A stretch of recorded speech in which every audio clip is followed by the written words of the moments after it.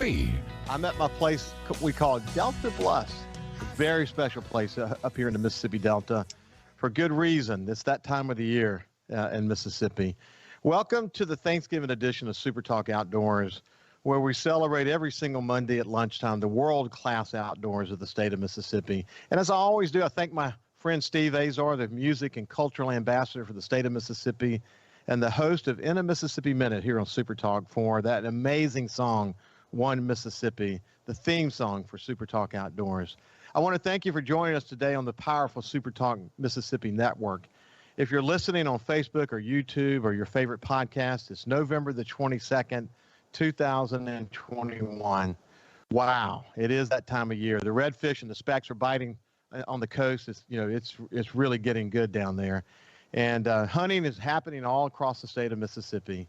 And as you know, I say this every single Monday, Mississippi is becoming the capital of the outdoors for the great state of the great United States. What a special time of the year it is. Hey, listen, we're going to jump right into it today. I want to go straight into the woods with my friend Will Primos, the one and only, the star of one of the true first reality TV shows, Primos: The Truth About Hunting, and the founder of Primos Outdoors. How you doing? And welcome to the Thanksgiving edition of Super Talk Outdoors, Will. I'm telling you, I'm glad to be here. Thank you so much. Can you believe there's so much to do in Mississippi right now? I mean, what do? You go bass fishing, you go crappie fishing, you go red fishing, you go speckled trout fishing, you go deer hunting. Do you go get your duck blind ready for what's coming up? I mean, there's just so much going on. There really is. And what I love the fact that you and I are going to spend some time together today, because it's not just about the hunting. As I mentioned, me being from the coast and living on Back Bay, I don't think that, if people listen to Coast View, they heard our visit down on the coast about this, but the statewide audience may not have heard our conversation about this. But you had many opportunities to grow up and see the beautiful Back Bay, and it's in your blood, heart, and soul. So I live there. I have a place in the Delta. You've obviously hunted all over this state, but you got salt water in your veins early in your life, didn't you? I really did. I mean, as a kid, going to camp, be it fishing camp, hunting camp, just, oh my gosh, for any family who doesn't have a place to go, gosh, tap into some of the parks we have and get your kids out there. And I mean, they're going to love it. They're going to love it. Look, I pulled one quote that I had shared with the audience, the Coast View audience, when you visited with me on Coast View, and we talked so much about what South Mississippi and coastal Mississippi means to you. But I was watching a video that you did, and it might have been Mossy Oaks or one of the really good videos that I saw that was about your life and your passion in life.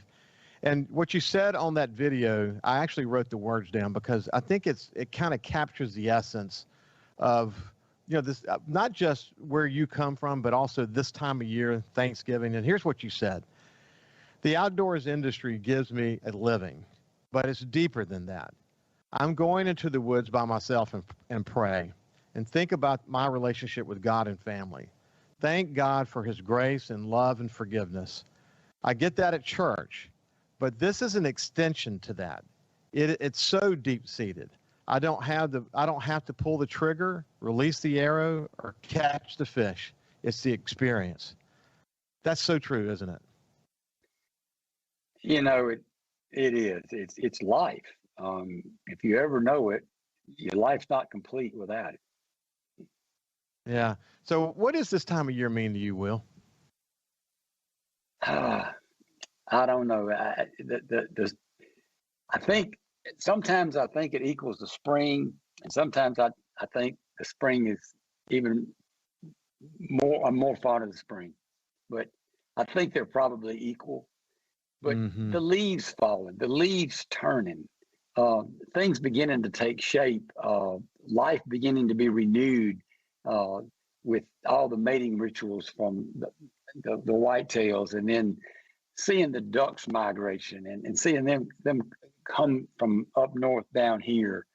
The doves get fat and bigger. There's less humidity some days. I don't know. There's so much to be thankful for. I guess it makes me feel closer to the Lord, and thank him for his creation. It's just a renewed feeling, just like the spring. Yeah, you describe my love as well. And I often say on this show that for people who think it's only about the hunting, in other words, the shooting or the catching, they're missing the whole point. You know, when you and I visited before the show started with my friend Jake Carter, whose father's not a hunter. He loves to be out and about, but he's not a hunter or a fisherman. And so Jake hunts and fishes with me. And as an extension of that, now he has daughters, and they came to visit me as well. But to be able to see it through their eyes and to experience it with them, and for them to notice the things that we in our older age are noticing, and for them to appreciate it, to see it through their eyes, that's what it's all about, isn't it? Look, you can start living your life all over again and feel young again being around those youngsters. That's for sure. Hey, listen, of course, I say that you're sort of one of the first true reality TV shows because of your Primos Truth About Hunting TV show. And of course, Primos Hunting is a brand that's internationally known. When I refer to you as an outdoor ambassador for Mississippi, Mississippi's most important outdoor ambassador, do you feel that responsibility? You know, I never wanted that responsibility. I never asked for it, just because of what I did for a living and the people that I was lucky enough to be surrounded with. It's come with the territory in some respects, but when people call me because they want some insight, they want some advice, they want to hear what I think about something to do with the outdoors. At first, I would be like, why are you calling me? You know, but I've learned to appreciate and value that and humbled by it. But I've also got to be very careful because I guess it's kind of like the doctor, do no harm. You know, you want to be a compliment. You want to bring it forward, not go backwards. Yeah, I agree completely. I agree. And if we have time, we'll talk more about the Conservation Trust Fund toward the end of the show if we have time. But what I'll say about that now, though, is simply that having the opportunity to work with you on that, and something that could be transformative for our state. What's interesting to me is how people sort of lean toward you for that advice and counsel, and for you to sort of embrace this literally transformational legislation that could be for our state. You know, you find out that in moments like that, that's when your leadership really matters. That's when you can really make a difference. And being an outdoor ambassador when you're outside the state is really important, but being able to be that ambassador on issues that are important to the state inside the state, I know you pick those issues very carefully, but when you pick it, you're passionate about it, aren't you? Oh, no doubt. You've got to understand it. So when I first became aware of these efforts by the legislature and began to learn about it, the first step was to go to the people who knew the most to get the right information so I could read and study and understand. And then go, once I started finding out about the other states that had done it, go and read what they've done and how they did it and what benefits have come from it. And then you can really get behind it. Yeah, I see. I see your passion, and I think Katie, bar the door when you get involved in an issue because you're so passionate and you do your homework and you can speak to the details. You do understand what. Yeah. One of the things when you get involved in this type of issue, I use that word. Because for some that don't understand it or some that's against it, so you got to have somebody for and against something to call it an issue, because it's not an issue if you're all for it. So right now, a friend of mine, Coach Head from Tensall Parish, Louisiana, gave me the book Rising Tide many years ago, and I never read it. And recently I was with some friends and we were talking about recent books we had read, and I said, well, I just finished Alexander Hamilton. And he goes, you ever read Rising Tide? I said, I got the book, but I've never started reading. He says, go right now. Promise me tomorrow you'll read the first couple of pages and you won't put it down. Oh, was he right? I don't know this author, but he wrote this book like a thriller. I think somebody might as well be getting killed or stabbed every 2 seconds because you're on pins and needles reading it. Bam, bam, bam, bam, bam. This is history. This is documentation. But where I'm going to with this is, the documenting and the study of the people who were part of the Mississippi River in the early days, from St. Louis on down, Mr. Eads and Mr. Humphreys, and the egos and the self-serving attitude and the grandiose, the fact they had to be on a pedestal, one of them, Humphreys especially. Oh my gosh. They make so many mistakes feeding their egos, and that's what we've got to stay away from. We've got to look at what matters. We've got to look at the decisions that are going to influence for the betterment of Mississippi. And if you get the egos out of the way and you get the who you are out of the way, you can open doors. I mean, I get very exasperated with that. This is Super Talk Outdoors with Will Primos. To see you after this break.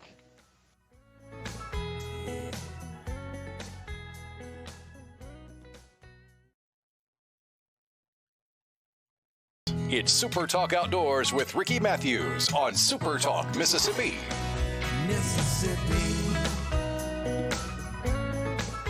You're back. Welcome back to Super Talk Outdoors. We have the one and only Will Primos on the special edition, Thanksgiving edition of Super Talk Outdoors.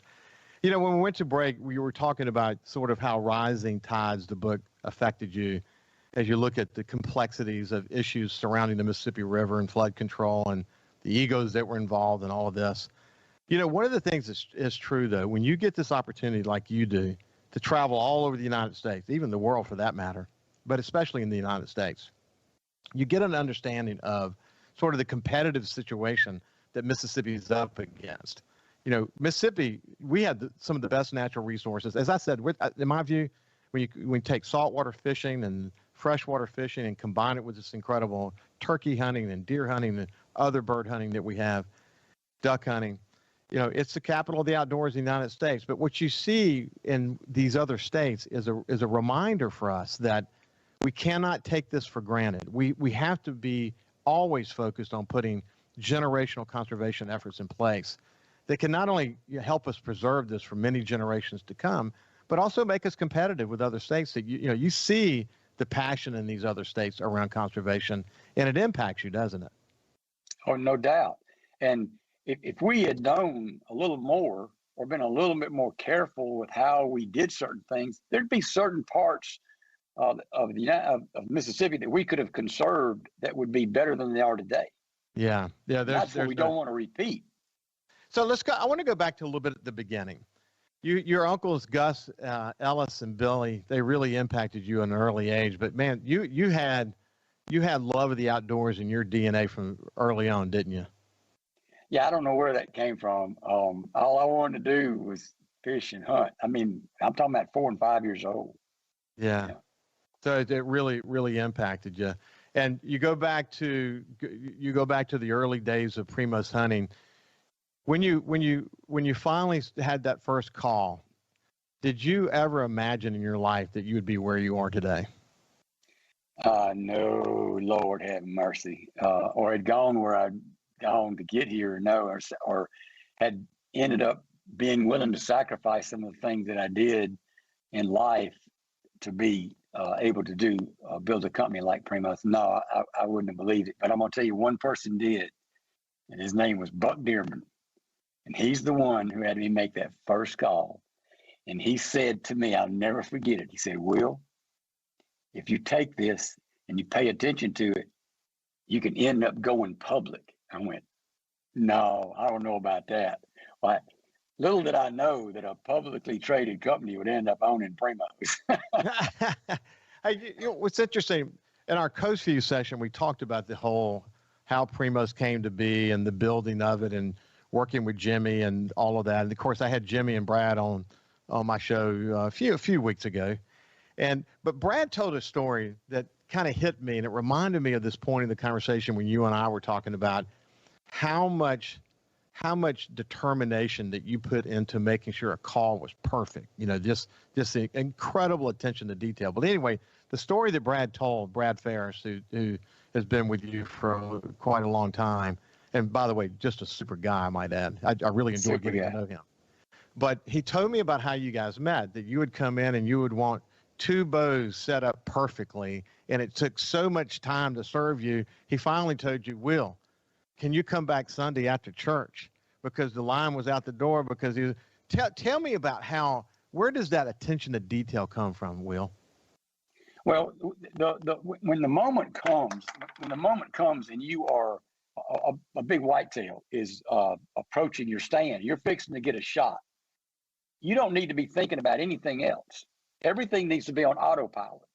And so, if there's any small detail that's not tended to, you're not going to be able to focus. You need to focus on where that air is going to exit, and not where it's going to enter, but where it's going to exit. And drawing the bow, everything coming in line, the peep coming in line with the sight, every little aspect of it. And if I had 2 bows and something happened, and I had that happen on a trip, so I started doing 2 bows to make sure I had them identical. But if they're different, then you got to handle them different. So I just the attention to detail. The attention to detail will take care of a lot of screw ups. Well, the other thing that hit me from our last conversation is this whole notion of burning the midnight oil. When you're an entrepreneur, you literally have to be willing to give everything to your craft. It's not easy building a company. So not only do you have sort of the company thing to do, you got to build a company. You have to make it financially viable. There's all the efforts that you guys did in the early days to get distribution set up. But then at the core of this was these calls and this incredible attention to detail to find competitive advantage in developing that call. It took incredible determination, didn't it, to pull all that together? It did. Mainly finding the right people. And you've got to go through some people that aren't the right people. I don't mean necessarily employees. I mean it's vendors, people that make tools for you. The tool being an injection mold that makes the parts. And not knowing anything about injection molding, you think you're hiring the right person, and the tool's not perfect. And the tool ends up making products that are one size one time and one size another. One day I finally found the right guy, and I said, I got a question. Why is it that I order a part and it's one size? And it might be 5,000 different the next time I order it, which causes all kind of problems. He says, well, they're not sending the same temperature of water through the mold to cool it every time, or they don't have any water on it. I said, would you go travel to one of my plants and look at my tools for me? He said, sure. If you can get that, if they let me in the door. We did it. I ended up hiring him. He took every tool out of there. I had tools with no water. They were cooling them with a fan. In the winter, they cool a whole lot faster than they do in the summer. So that's why my parts were different. So I had duck calls that wouldn't go together right. And I'm going, why? So we got it all straight finally, but you got to go through all that to find the right people. I probably told this to you the first time we talked, but you got to surround yourself with people who want you to win. People who aren't going to take advantage of you and try to make a little more money for themselves and screw you in the process. You got to surround yourself with people who want you to win, be it employees, be it vendors, be it whoever. Yeah, the other thing that stood out to me from our conversation is you mentioned The Tipping Point by Malcolm Gladwell and the whole notion of being willing to put 10,000 hours into something. You don't wing it. You don't wing it when you do what you did. You don't find the success that you found in Primos Hunting, winging it. You had to literally give everything you got in every aspect of what you did, didn't you? You had to go to work in the literal sense of the word. I had a guy come to me one time. He was working for me. He came and he sat down. He said, I'm going to quit. I said, okay. He said, I have found a golden parachute. I looked at him and I said, there are no golden parachutes. They don't exist. Yeah. But, what I love about having the opportunity to speak to you is that, people from all over the state are listening to this. People who work in factories, people who own companies, people who aspire to do different things in their lives. And always behind someone, like here you are, someone who just has a deep love of the outdoors, who's an ambassador for the outdoors, who has it in your soul to want to take it all in and find ways for others to be able to enjoy it. You've made a business out of it. But behind people like you are so many incredible lessons about success, about leadership, about taking risks.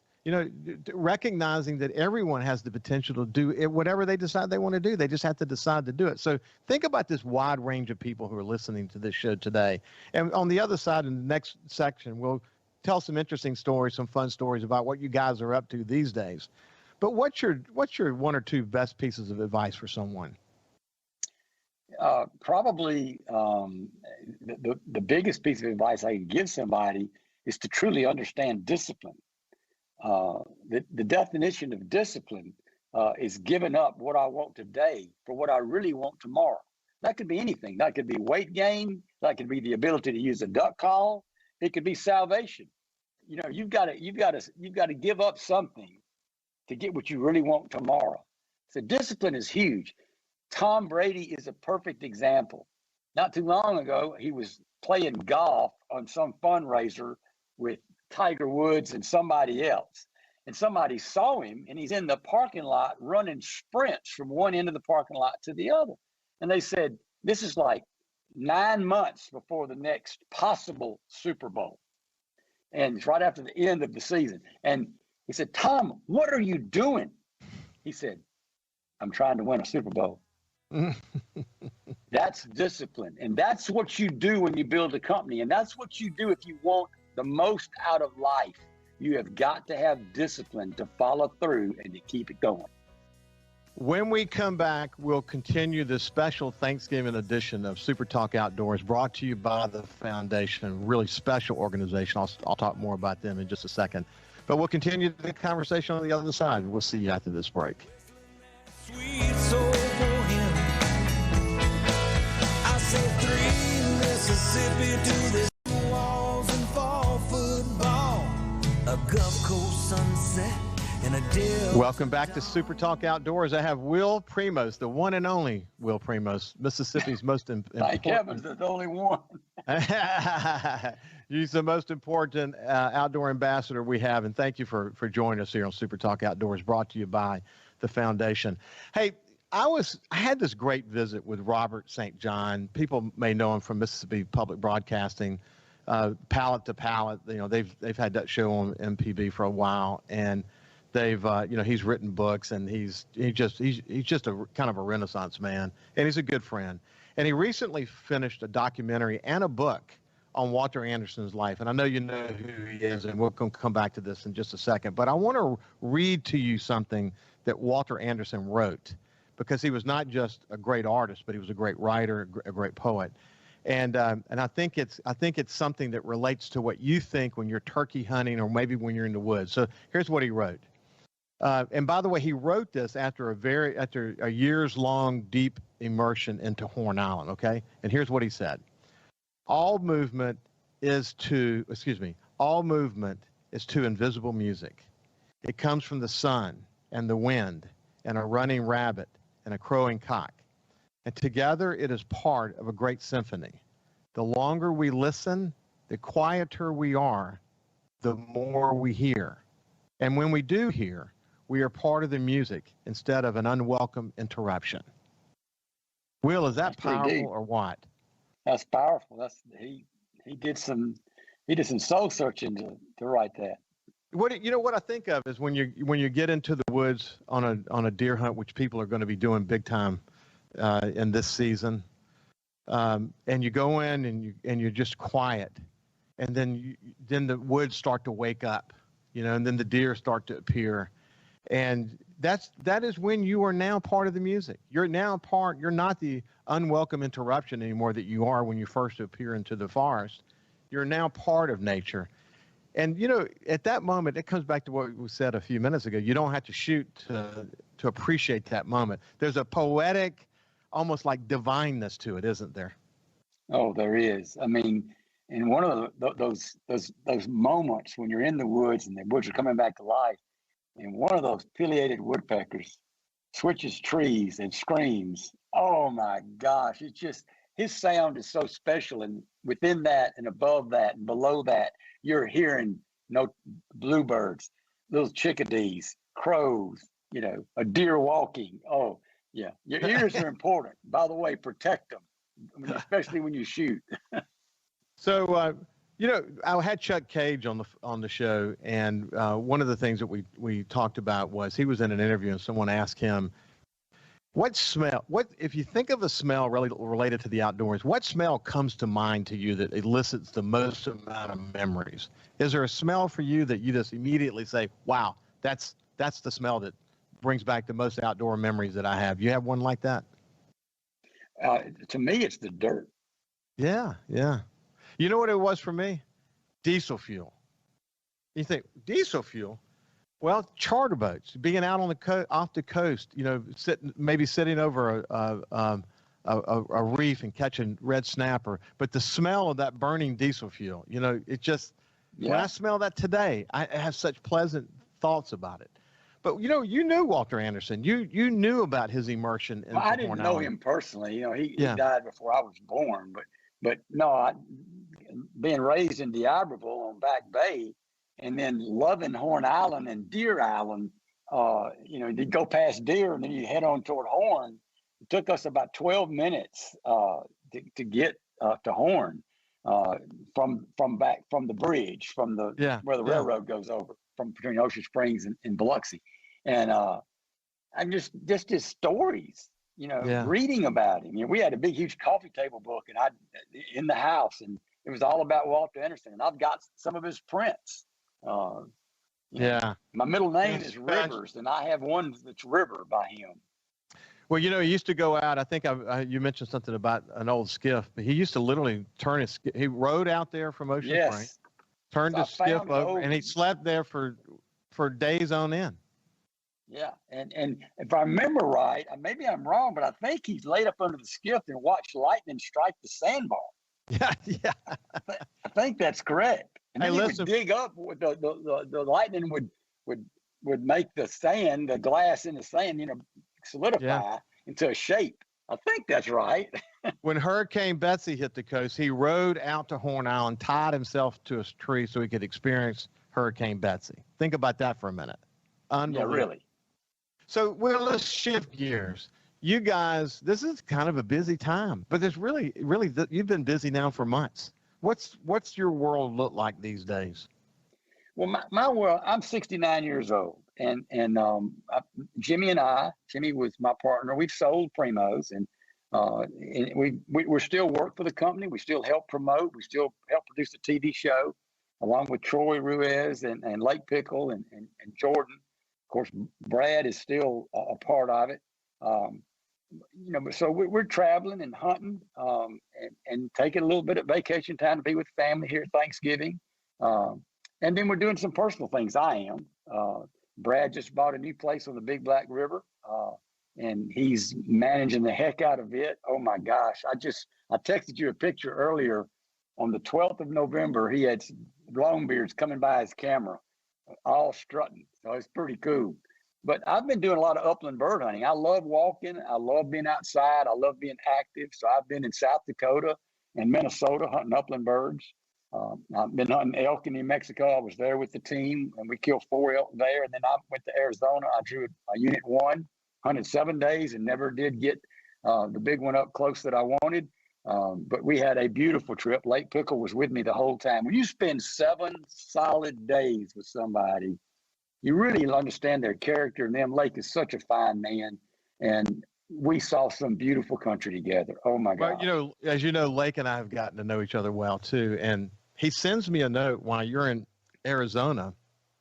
Y'all are sitting on the side of a mountain, I guess, glassing or whatever you were doing. And you were talking to him about the Conservation Trust Fund here in Mississippi.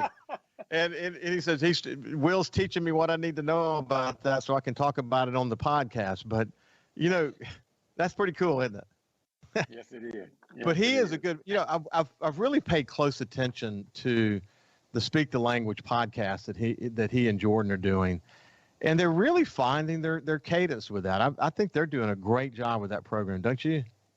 They are. They're very qualified to do it, too. I mean, that's 2 hardcore hunters. Last year, when turkey season ended, they went on a huge swing all the way to Vermont, Maine, back around to Montana.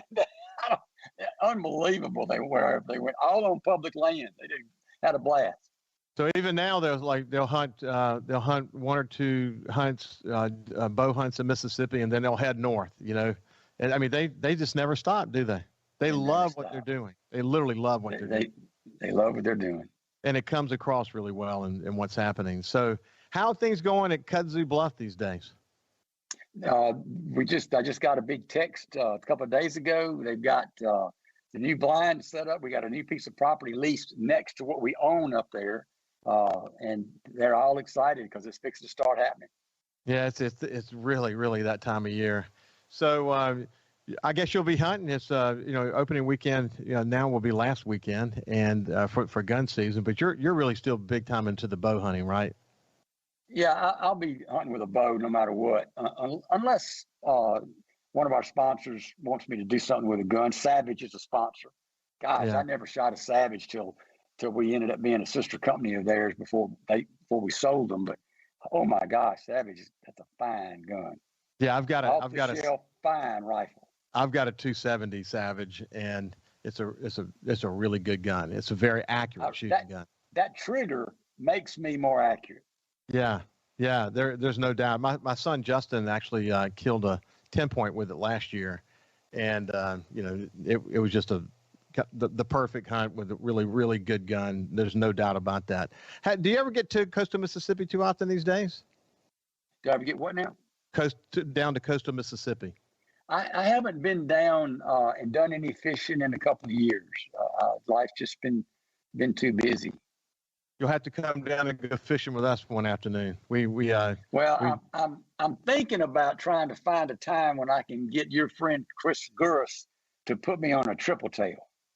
Wow. Yeah. But he's got a really cool place over in the Big Bend area of Florida.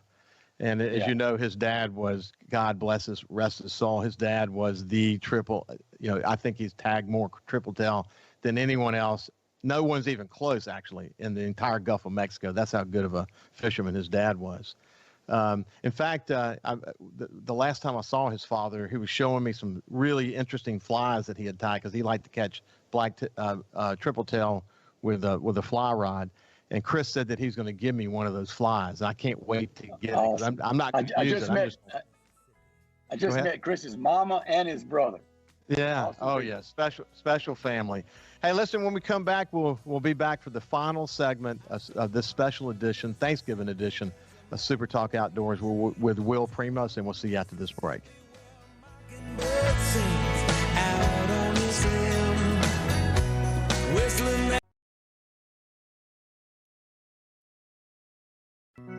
We live in one of the best places in America to enjoy the outdoors. So let's talk about it. It's Super Talk Outdoors with Ricky Matthews on Super Talk Mississippi.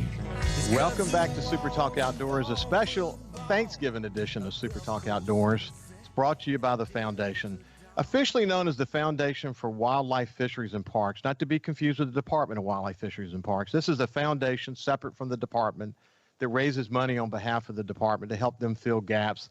And it's composed of volunteer leaders from across the state who are super dedicated to helping take conservation efforts for Mississippi to the next level. They're also involved in important issues that are important to you for outdoorsmen and outdoors women, and we're really pleased to be associated with them. And we're having a conversation with the one and only Will Primos. Will, I had the opportunity to have Toxie Hayes and Cuz Strickland on for an hour recently. Mossy Oaks, if you think about the role that Primos and Mossy Oaks has played in being sort of outdoors ambassadors together, these two Mississippi companies have been really important to the outdoor community in the United States, haven't they? I believe that they have. And Toxie, he's a serial entrepreneur. He has done a fantastic job with great people in all aspects of the outdoors. I mean, he is up there in West Point. Oh my gosh. And he just keeps hitting and knocking it out of the park. And I'm going to tell you what, that first pattern that Bill Sugg, one of the executive VP of Mossy Oaks, brought to me and said, "What do you think of this?"